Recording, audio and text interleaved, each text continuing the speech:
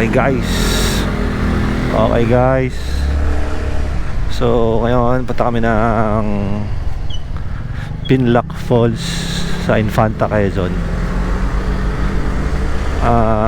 135 kilometers from here, sa bahay namin, Muntinlupa. Daan namin Pagsanhan. Okay, ang time check 4:31 AM. Kasama ko yung mga tropa, mga opisina ko dati. Ayan, naka-scooter kami. Daan namin yun nga, National Highway ng Pakalamba. I mean Pagsanhan kami. Bale, magano kami, pauwi, paikot, mag C5 kami, Marilaki pauwi. Nung check ko yung ways, ang biyahe nasa 4 hours and 40 minutes. Mga 5 PM check ko, ganong oras siya. 4 hours and 40 minutes from here. Wala dito. So tingnan natin kung feeling ko hindi ko na tinignan kanina pagkagising. Tingin ko mga less pag gantong oras kasi walang traffic. Yan, pagas muna kami sa hanap ng mga kainan along the way. Bali yan, 451 na yung Odo tinakbo ni Fazio. Tapos ngayon Thursday. Biglaan lang kasi to. So biglaan ngayaan lang. Siyempre sayang wala man akong gagawin din, kaya fight tayo ngayon. So sana hindi sumakit katawan ko. 140 one way. Para ka na rin nagbagyo nun, halos bagyo na yung balikan mo nun. Sakto kasi break-in pa rin ni Fazio.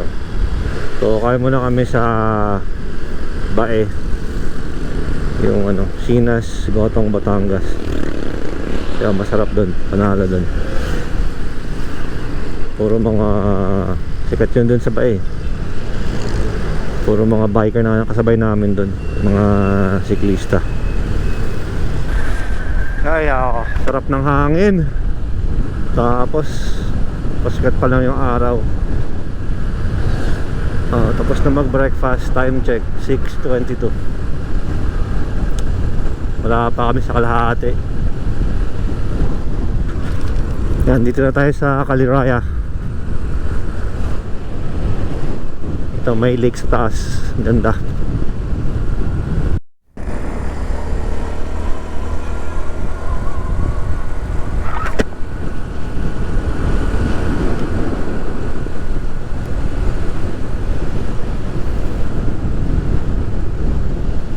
Ganda, no? May bundok. Nasa mini bundok ka. May lake.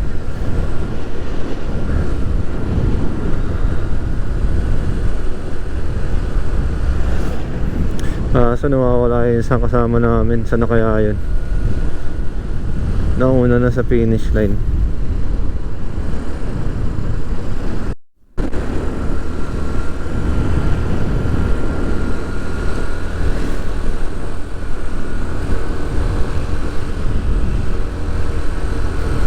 Yan na, Real Quezon na. Hilo ako dun sa yung pababa dito, pa zigzag kasi.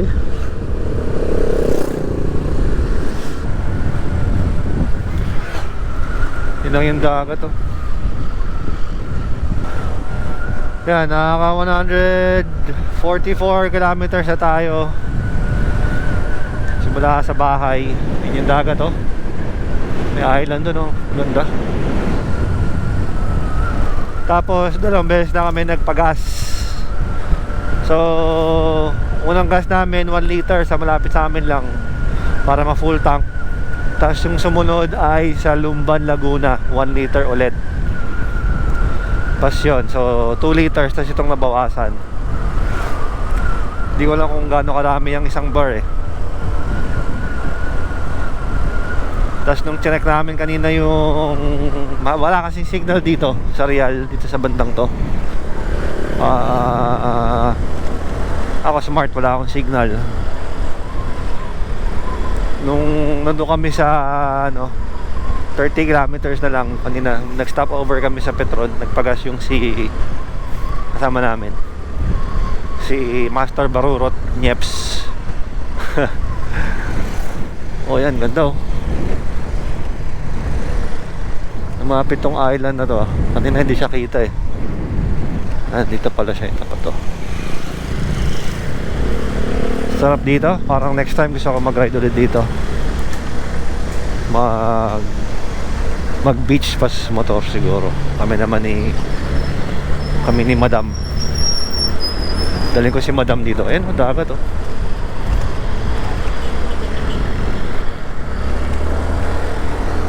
Yan. So sana malapit na. Nahilo ako kanina dun sa nahilo ako sa pa-zigzag papunta dito, pababa.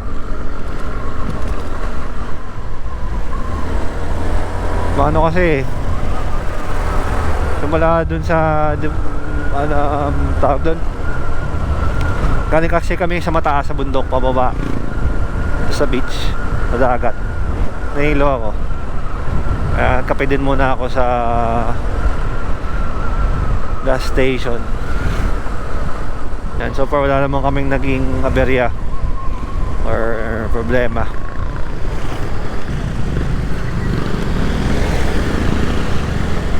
Oh.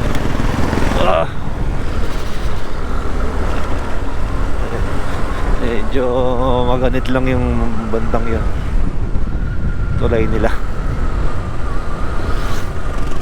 Yan na, inpanta na. Woo! Yan na, sakit din na ng pet ko. Mainit na manhead. Sulit naman yung road trip. So sa falls tayo pupunta. Oh, Marikina oh. Balik tayo Marikina. Ayan guys, dito na kami. Yung mga motor namin oh. Master Barurot, the leader Barurot. Nalobat kasi yung GoPro ko. Ayan guys, dito na kami. So yan, yung mga may payong 400. Ito 400 din. Yung daw sa dulo 800 yun, sabi ng falls. Yan, yung kubo na hiwalay for 800. Pwede ka rin magpaluto. Yung price range niya per kilo 250 ganon, yung manok. Order kami ng tilapia at saka ng manok at 1 kilong rice. Nasa 950. Pag dumating na video ko. So ito yung falls. Oh, ganda. So baka muna kami ng gamit. Tapos DS sa swimming.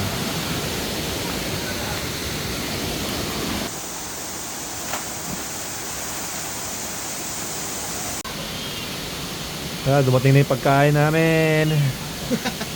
Tilapia at saka manok. Kanin. Gutom na si Mingming. Yan guys, so thank you ate.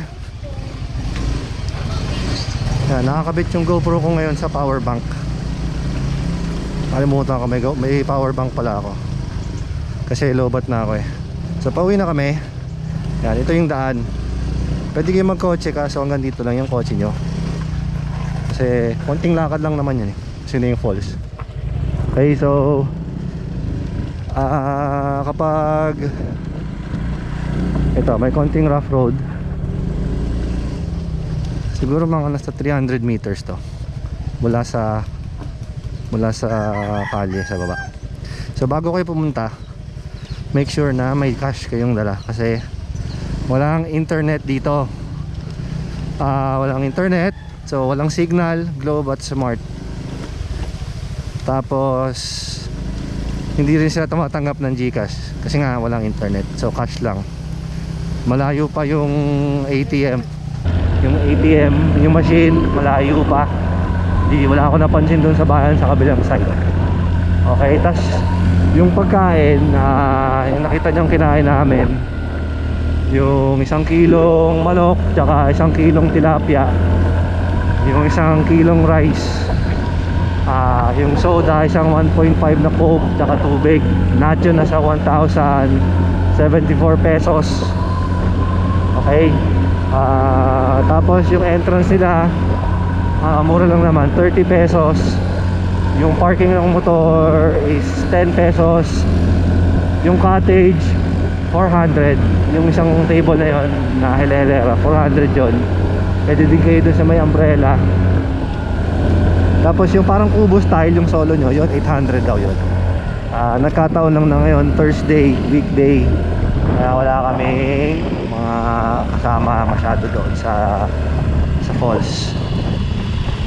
Okay, so yun lang. Tapusin ko na rin yung vlog dito. Thank you guys for watching, and ganda ng view. See you na lang sa next vlog. Ride safe guys.